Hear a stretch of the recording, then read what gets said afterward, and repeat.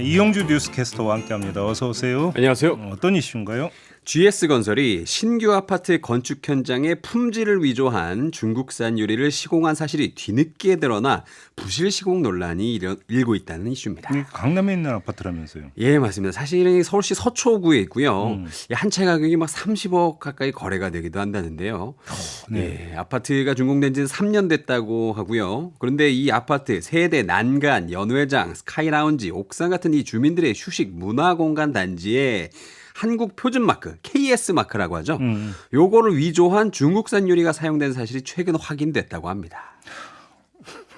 어제 영상 보니까 케이스 마크가 약간 다르긴 다르더라고요. 네, 이게 조금 눈에 보이더라고요. 네. 그래서 지금 사실은 근데 이 세대 난간, 옥상 같은 데는 사람이 이렇게 난간에 기대서 이렇게 바깥을 보게 되잖아요. 위험하죠. 그죠. 그러면 자연스럽게 난간 아래에 있는 유리에 이 몸무게가 실리게 됩니다. 그렇죠. 그래서 그런 곳에는 일정한 하중과 충격을 견딜 수 있는 강화 유리를 쓰는 게 정석인데요. 근데 지금 강화 유리가 아닌 성능이 불분명한 중국산 짝퉁 KS 제품이 높고 위험한 장소에 심지어 수백 대인 이 단지 전체에 걸쳐서 사용된 것으로 파악이 됐습니다. 아니 근데 입주된 지 3년이 됐다면서요? 네. 근데 그동안 몰랐던 거예요? 이런 사실은 유리 입찰에서 이 탈락한 업체가 자신들보다 저가로 낙찰된 경쟁 업체를 추적하면서 드러났습니다. 이 업체는 이 관련 증거를 확보하고 경찰에 고발했는데요. 네. 이 유리를 납품한 업체와 중국산 위조품을 수입한 업체는 관련된 혐의로 최근 벌금을 납부한 것으로 알려졌습니다. 그럼 GS건설 입장은 뭐예요? 아파트 시공 총 책임자인 GS건설은 자신들 역시 피해자다 이렇게 주장을 하고 있습니다. 유리공사를 업체에 하청주는 과정에서 중국산 위조 유리가 대거 반입돼 이를 알 수 없었다는데요. GS건설이 하청업체를 상대로 확인한 결과 제품의 납기 등을 맞추기 위해서 중국산 유리 2,500장을 수입한 후에 국내에서 KS 마크를 위조해서 부착한 것으로 드러났다고 합니다.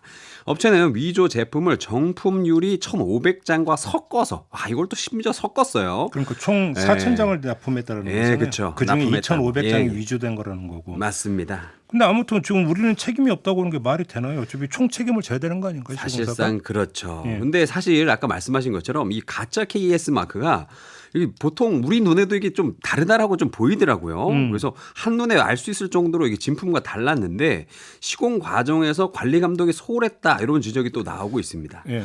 GS건설 쪽은요, 이 서류는 정상적이었지만 이 일일이 모든 유리를 확인하지 못했다면서 시공사로서 책임을 진다 이런 입장이고요. GS건설 관계자는 시공 전 접합 유리의 시험 성적서 등 이 품질 관리 절차를 준수하여 확인했지만 KS 마크가 위조되었다는 것은 인지하지 못했다. 관련 자재에 대한 성능을 조속히 확인한 뒤에 결과에 따라 조처할 계획이다. 또 이렇게 밝혔습니다. 근데 주민들은 되게 불안할 것 같아요, 그러면. 네, 갑자기 이런 일이 생겨서 너무 황당하실 것 같은데요. 네. 네, 이번 사건이 일어난 아파트의 입주자 대표회의가 사실은 지난 2월에 GS건설 쪽에 이와 관련된 문제를 제기한 적이 있다 그래요. 네, 근데 그 당시에 GS건설이 별 문제 없다는 입장을 취했다고 그러는데요.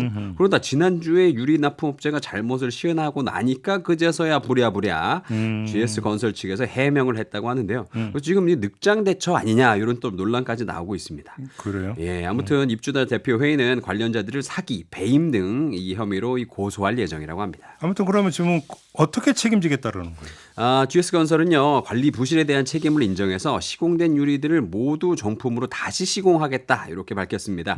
이를 위해서 10억 원의 예산을 편성했다 그러고요. 그리고 또 GS건설은 영터리 공사를 한 하청업체를 고발하고 구상권도 청구한다는 방침입니다. 네. 전에는 다른 데서 철근 누락이 있었고, 네, 이번에는 유리고. 네. 근데 또 이게 공교롭게도 마침 어제가 이 검단 자이 아파트 지하 주차장 붕괴 사고 1주년이었습니다. 네, 당시에는 다행히도 작업이 끝난 시기에 사고가 발생해서 인명 피해는 없었는데요. 무너진 부분의 상부가 이 어린이 물놀이터였거든요. 네. 그래서 완공 후에 사고가 일어났으면 진짜 큰 사고로 이어질 뻔했죠. 아무튼 이거 전면 철거 결정이 났었죠? 이거? 네, 맞습니다. GS건설은 주차장 붕괴 단지의 철거 공사를 이르면 오늘 9월에 시작한다는 계획을 세웠고요. 예. 내년에 다시 착공해 2028년에 하반기에 입주하는 걸로 목표로 두고 있습니다. 네, 지금 뭐 댓글에 상식적인 의문이 계속 제기되고 있는데 어햇떼난다요님, 닉네임이 어렵습니다. 아무튼 과연 유리만 그랬을까요? 라는 의문을 제기해 주셨고 4944님은 그 현장 한 곳만일까요? 라는 또 그 의문을 제기해 주셨습니다. 이건 상식적으로 제기할 수 있는 의문 아니겠습니까? 네, 합리적이죠. 예. 이러면 혹시 뭐 이제 그 건설에서는 하청이라는 게 워낙 많다 보니까 네. 다른 파트에서도 뭔가 문제가 있었을 가능성은 배제할 수 없는 거잖아요. 그렇죠. 사실은. 이러면 한번 총점검이 필요하다는 이야기로 연결이 되는 거잖아요. 네. 근데 문제는 예방적 차원에서 미리 총점검하는 게 아니라 항상 문제가 발생한 다음에 뒷북 처리하는 게 이제 항상 문제 아니겠습니까? 네. 이번에 어떻게 하는지 한번 좀 이것도 좀 함께 좀 체크를 해봐야 될 것 같습니다. 예, 맞습니다. 알겠습니다. 자, 이용주 캐스터와 함께했습니다. 고맙습니다. 감사합니다.